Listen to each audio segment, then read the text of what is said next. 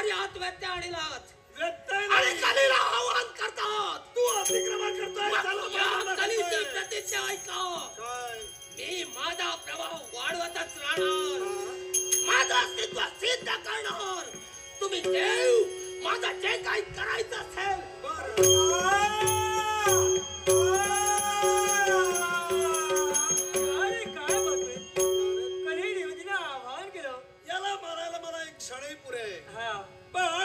विश्वातील एक घटक नाहीसा केला असेल तर घटकाविरहित विश्व राहील. म्हणून याला मी मारू शकत नाही, याला शासनही करू शकत नाही. त्याला प्रतिज्ञा केली, आव्हान केलंय. माझं अस्तित्व मी वाढविणार आणि मानवाला तो कधीकडे झुकविणार. पण माझा तुला शब्द आहे. कोणता? या विश्वात माझ्या कोणत्याही भक्ताला कोणत्याही तऱ्हेला जरी त्याला वाचविण्याचा प्रयत्न केला तरी वैकुंठीचा नारायण त्याच्या पाठीशी राहून सदैव त्याला सदैव ठेवी. हा माझा तुला शब्द आहे.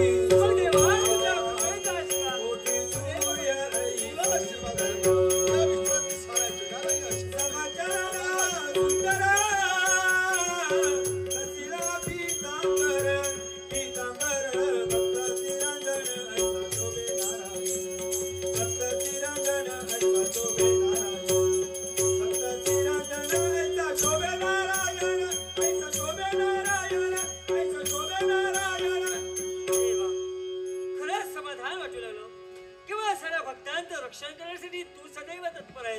पण हे भक्तो, तुम्ही तुमच्या जीवनात कधी अहंकार करू नका. कारण जर तुम्हाला अहंकार झाला तर त्याचा सर्वनाश ठरलेला आहे. आणि दुसरी गोष्ट म्हणजे दुसऱ्याची निंदा. जर तुम्ही दुसऱ्याची निंदा केली तर तुमच्या जीवनातील पाप हे वाढलं जातं. आणि एकदा का पाप वाढलं गेलं तर इथंच करावं लागतं आणि इथंच भोगावं लागतं. तेव्हा दुसऱ्याची निंदा न करता त्या परमेश्वराचं नामस्मरण करा. माझा देव सदैव वर्षी राहील, सदैव वर्षी राहील, सदैव वर्षी राहील. निंदा नको कुणाची, निंदा नको कुणाची.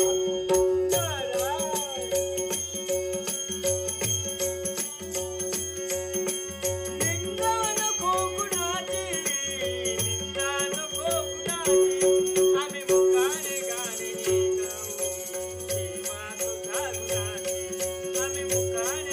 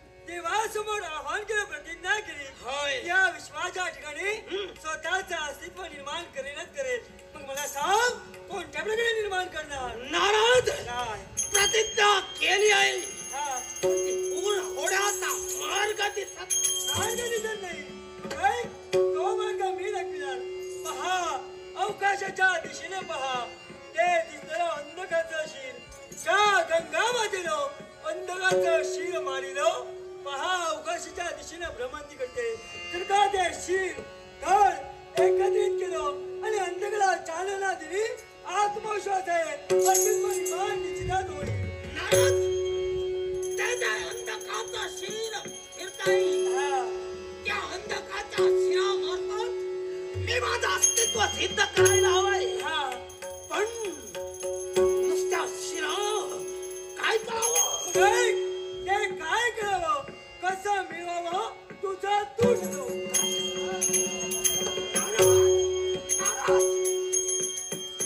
अर्थवट मार्ग दाखविला, पण मी मार्ग शोधेन. ओम नमः शिवाय. ओम नमः शिवाय. आलं ध्यानात.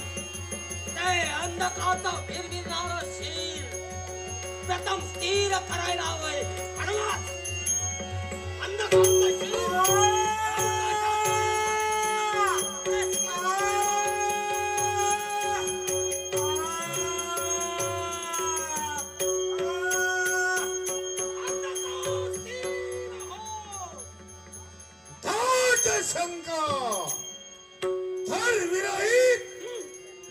शीर अधांतरी भ्रमण करत असताना अंधकातून स्थिर हो. कुणाच्या मुखातील शब्द म्हणून देवतेचा कुसवा धन्य करण्यासाठी समुद्री मातेच्या पोटी ज्याचा जन्म झाला तो कल्प विकल्पाचा साधव परिधर संघ. कारण मला स्थिर करण्याचं असं काय कारण? हे अंधका, मला तुझं सहाय्य हवंय. खरीदेव विसरतोयस तू. अरे देवता समवेत जेवढी माझं युद्ध झालो देवतांनी माझा शीर धडापासून वेगळं केलं. धड एका वृक्षाच्या पोकळीत दूरवर ठेवलं. शिरादांतरे. मग अशा अवस्थेत मी तुला काय सहकार्य करणार? मला वचन नाही.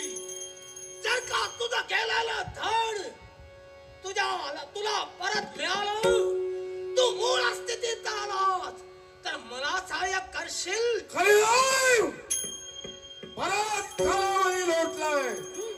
धड आणि शिर अलिप्त झालं. माझा चेहरा विद्रूप झालाय. माझे रूप आणि माझा धड जर मला दिलं नक्की सहकार्य करेल.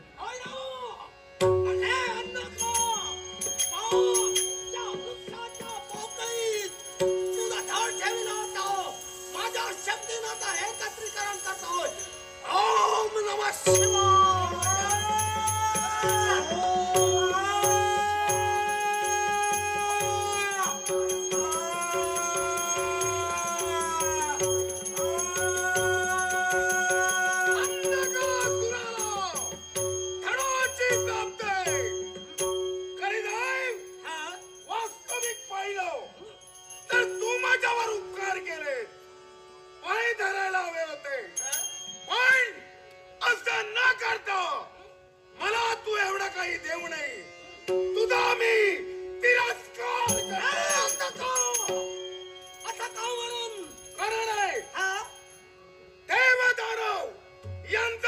विषय वेगळा. पण माझ्या बाबतीत ते घडलं ते काय, तर माझा शहर धडापासून वेगळा झालो. पण त्यावेळी माझा राज होईना, कारण मी वरदी हे देवतांनी जाणिलो. धड दूरवर ठेवलो. पण कदाचित आज माझा मृत्यू रहस्य इतर देवतांना कळलो, म्हणून तुला माध्यम म्हणू हा देव त्याने मला दिला. नाही आता का याच्यासाठी नाही, तर तुझ्या सहाय्यानं मला माझं अस्तित्व सिद्ध करायचंय ते देवतांच्या विरोधात. म्हणून तुला मान्य नाही. त्याचे सोडी दे. त्याच्यातील एक खटक मला सांगतोय की मी देवविरोधी आहे.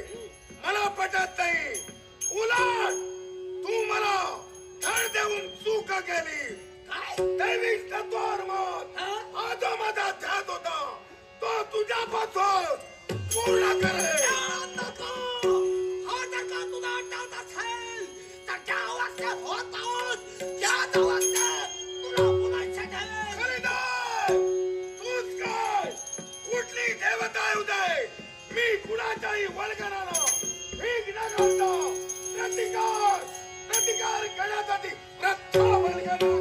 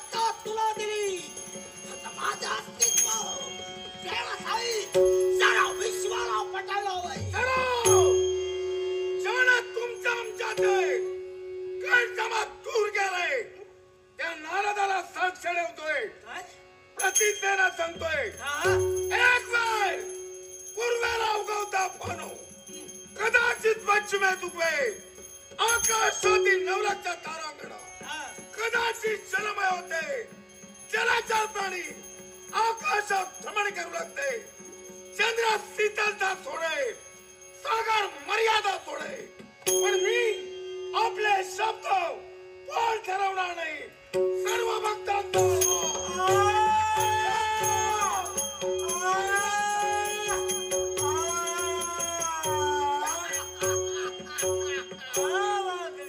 नारद पाहिलंस आता या चंद्रकासुरावर पार या विश्वात माझ्या अस्तित्वात